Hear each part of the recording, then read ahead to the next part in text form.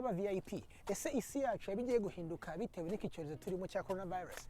Abekonomiste benshi b'abahanga bo baravuga yuko hagiye kubaho new world order cyangwa se isi yacu igiye guhinduka kubera iki cyorezo mu buryo bwa economy ndetse mu buryo bwa business. Reka tubiganire mu biganiro bigiye gukurikira duhereye ku cy'uyu munsi.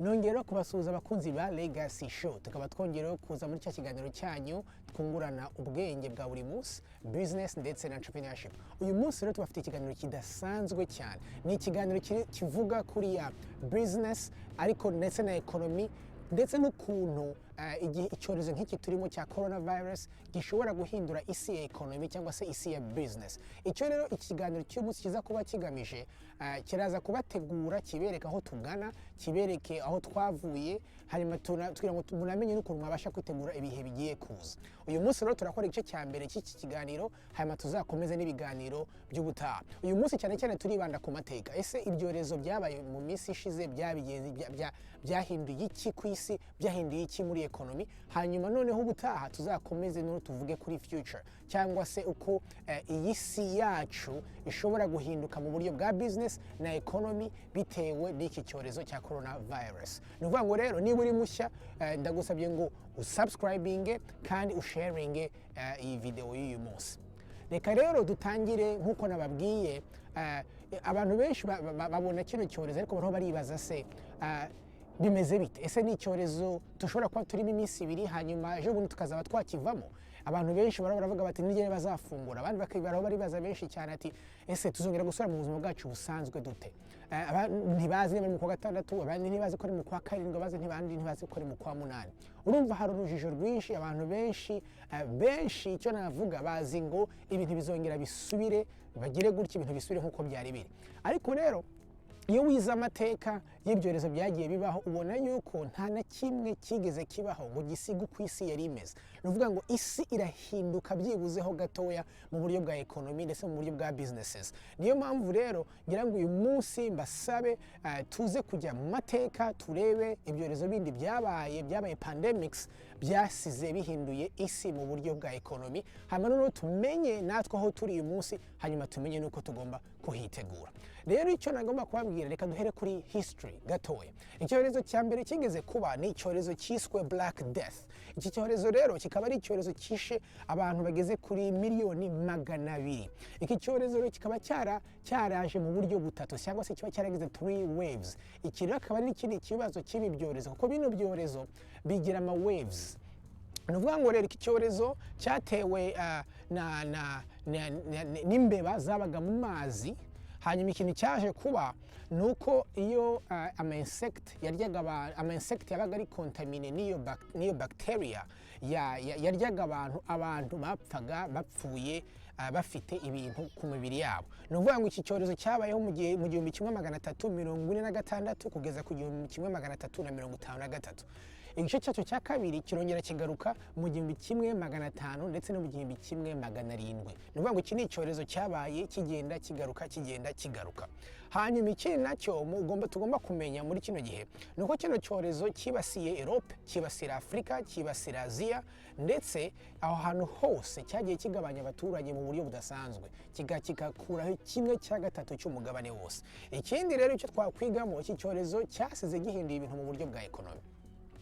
Abahanga mu bintu bya economy bavuga yuko iki cyorezo cyavanyeho mu bihugu by'i Burayi, cyane cyane mu Bwongereza ndetse muri United Kingdom, cyakuyeho systeme yitwaga feudal system. Iyi systeme rero ikaba yari systeme nakwita yo guhaka. Uburyo yakoraga, habaga hariho umwami akaba afite abatware benshi, babaga bafite no kuvuga ngo bafite amalands, bafite ubutaka. Hanyuma bagaha ubutaka ku bantu benshi babakoreraga ibintu bitandukanye. Nuvuga ngo abaturage bo hasi babahaga ubutaka, noneho abaturage bo bakabuhinga cyangwa se bakabakorera ibintu bitandukanye. Yari system urumva yo guhaka, aho abatware babaga bafite ubutaka hanyuma bakabuha abantu. Ariko rero kubera ko iki cyorezo cyamaze abantu benshi, kimara abantu benshi ba rubanda rwo hasi, iyi system yavuyeho mu burayi completely, kuko abantu bo hasi bahise batangira kugira akamaro, kuko abantu bakoraga imirimo y'imbaraga baragabanuka. Bagabanutse rero bituma systeme ya economy ihinduka, kuko urumva ba bantu babaye bakeya noneho bituma abatware babura abantu bagahaye ubutaka ngo babahake. Ibyo rero ugasanga byahise bihindura systeme mu buryo bwari bukomeye, hanyuma niho twase dutangira kubona revolution yo kugira ngo abantu bakore noneho bahembwe umushahara, kandi ari nayo turagenderaho uyu munsi. Ikindi cyorezo cyabaye ubwa kabiri mu 1918 kugeza mu 1920 cyabaye imyaka ibiri, ni icyorezo cyitwaga Spanish flu. Iki cyorezo rero abantu benshi barakibagiwe kubera ko cyahuye neza n'intambara y'isi, bituma abantu benshi bataramenya ubukana bwacyo cyangwa se ngo abantu banakige no muri histoire. Iki cyorezo ukuntu cyishe abantu bageze kuri miliyoni 50. Uyu munsi ntabwo abantu neza babazi neza niba hagati miliyoni 30 cyangwa se 50, ariko abantu benshi bahuriza ko cyishe abantu bagera kuri miliyoni 50.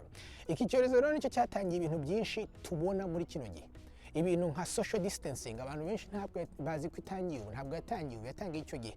Abantu kwambara ama mask, abantu business guclosinga, abantu kubuza guterana ahantu ari benshi, ibi byose byatangiye icyo gihe. Iki cyorezo nacyo cyagize izo nakwita 3 waves. Cyaraje bwa mbere kiragenda, kirongera bwa kabiri kiragenda, kirongera bwa gatatu kiragenda. Ikibi cy'iki cyorezo rero, iki cyorezo kikaba cyari gitandukanye n'ibindi byorezo byabayeho. Ibindi byorezo byabayeho bya flu byicaga abantu bashaje cyangwa se bafite ibibazo by'uburwayi, badafite immune system ikomeye nk'uko turavuga corona. Ariko rero iki cyorezo wave yacyo ya mbere niko yaje imeze, ariko wave yacyo ya kabiri yaje noneho yica abantu bakiri batoya. Ni ngo iki cyorezo kishe amamiliyoni n'amamiliyoni y'abantu bari hagati y'imyaka 18 ndetse na 44. Ni ukuvuga ngo iki cyorezo sicyo cyakwicaga, virusi yacu ntabwo ariyo yicaga, ahubwo icyakwicaga ni uburyo umubiri wawe wa responding ushaka kurwanya icyo cyorezo.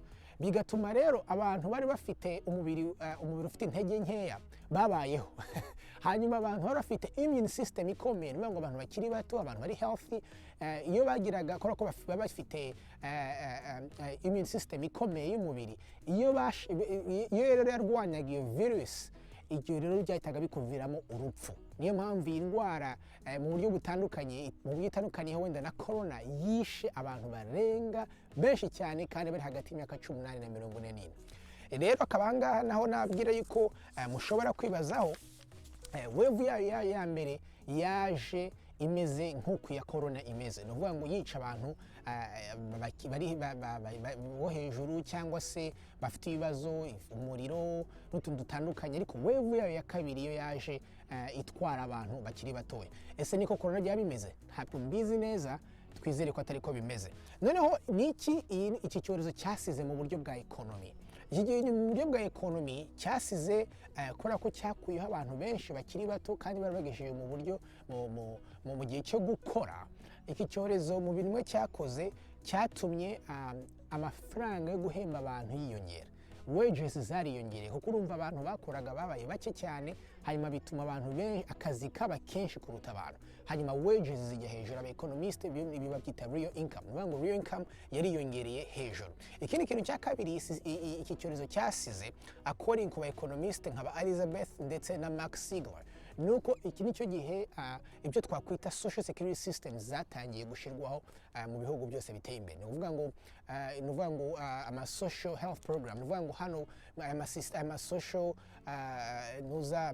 systems bafasha abantu batishoboye, bafasha impunzi, bafasha abantu bakuze. Social security mbega mu gufasha abantu batishoboye niho yavuye ku kuntu iki cyorezo cyasize gihungabanije ibihugu byinshi, hanyuma bituma izo social systems zitandukanye. Abo ba economist ikindi bavuze nuko iki cyorezo cyasize navuga kibabaje ibihugu bimwe ndetse n'uduce tumwe kuruta ibindi bihugu n'utundi duce twinshi. Ni ngo nyuma y'iki gihe hari ibihugu nk'Ubwongereza byateye imbere cyane nyuma y'iki cyorezo, ariko nk'ibindi bihugu nk'Ubutaliyani byo byasigaye nyuma muri economy. Ni ngo irindi somo rya kabiri twakwiga muri iki cyorezo nuko iyo icyorezo nk'iki kibaye, ibihugu bimwe bibabara kuruta ibindi, uduce tumwe tukabara kuruta utundi. Noneho tuvuze no kuri icyorezo cya gatatu, ari cyo rero turimo cya coronavirus. ni ukuvuga ngo nk'uko nababwiye impamvu nibanze kuri bino byorezo ko ari bitatu nibyo byorezo byabaye pandemics. Hari ibindi byorezo byabayeho nka za cholera, influenzas, za Ebola zagiye ziba regional zigafata uduce ariko ibi nababwiye ko ari bibiri, Black Death, Spanish flu ndetse na corona turimo ngiye kuvugaho, nizo zafashe isi yose. Akaba arizo rero niyo mpamvu nahisemo kuzivuga ubu ngubu. Isomo rya mbere twakwigamo nuko zose zahinduye uko abantu batekereza nyuma yazo. Ni ukuvuga ngo hari systeme zimwe zavuyeho izindi nshya ziba created. Ikindi kintu cya kabiri navuga nuko zahinduye uburyo business zakorwaga kandi zahinduye na economy. Kubera iki? Kubera ko ibyorezo nk'ibi bibaye, ikintu cya mbere bikora byica abantu benshi, hanyuma rero bigatera n'ubwoba abandi bantu benshi. Iyo biteye umuntu yaragize ubwoba ahindura behaviors cyangwa se ahindura imikore y'ibintu bimwe na bimwe yakoraga. Ni ukuvuga ngo niba yagendaga agaterana ahantu banywera, barira, basangira ari benshi, agatinya kongera kubijyamo. Niba yakunda kujya muri mall n'ibiki, agatinya kubijyamo. Icyo gihe rero bigenze gutyo, za businesses nk'izo ngizo zirapfa, hanyuma zamara gupfa abantu bagatekereza ubundi buryo bazana business mu buryo bushyashya. Amakuru rero meza nuko ikintu cya mbere ibyorezo nk'ibi cyangwa se recessions nk'izi zidutera bituma abantu baba creative, bagatekereza ubundi buryo bushyashya isi yacu iba nziza cyangwa se n'uburyo business baziteza imbere. Rero aho tugeze ubu ngubu amakuru menshi ya corona mega murayandusha. Corona ikaba igeze ku bantu miliyoni 4,300,000 bamaze kwandura iyo virus, ndetse hakaba hamaze no gupfa hafi 300,000 ku isi yose. Ninde uzi igihe bizarangira? Ntabwo tubizi, ariko iyo turebye tubona ko hamaze kuba economic shifts nyinshi cyane. Hari ibintu byinshi bimaze guhinduka muri economy, nkuko mubibona ko amaduka afunze, ibintu byose bifunze, ubu abantu batangiye guhindura, bariho barakorera mu rugo. Ni ukuvuga ngo batangiye guhindura uburyo batekereza. Abandi n'abatari bakoraga shopping online batangiye gukora shopping online.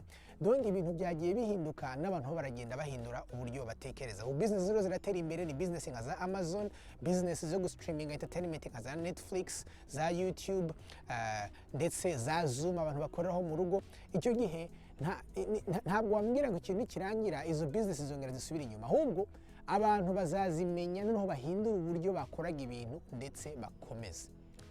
Rero icyo nagira ngo mbabwire ndangiza ikiganiro cy'uyu munsi nuko hari isomo wakuramo hano.